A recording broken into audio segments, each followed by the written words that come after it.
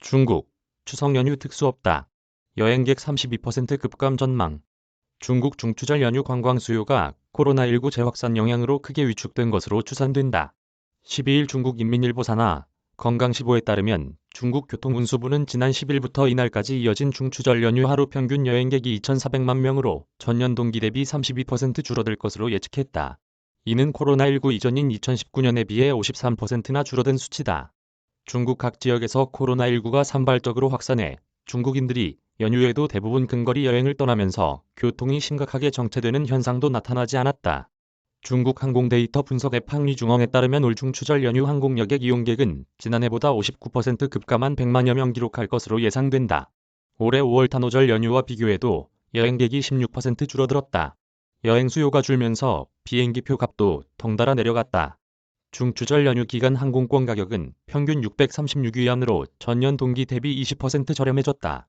중국 최대 여행사 시트립이 발표한 2022년 중추절 여행 예측 데이터 보고서에 따르면 중추절 인기 여행지는 저장성 항저우, 장쑤성 난징, 광둥성 광저우 등이 이름을 올렸다.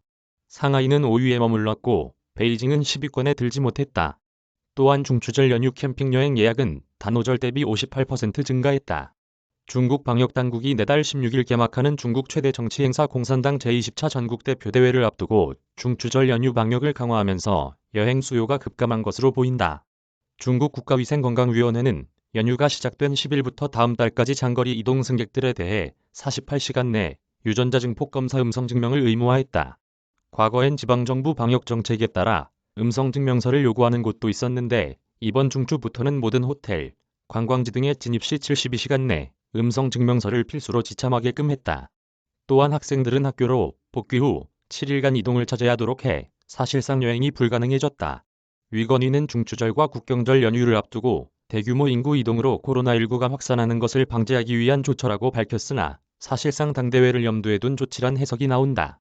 이번 당대회에서는 시진핑 중국 국가주석의 연임이 결정된다.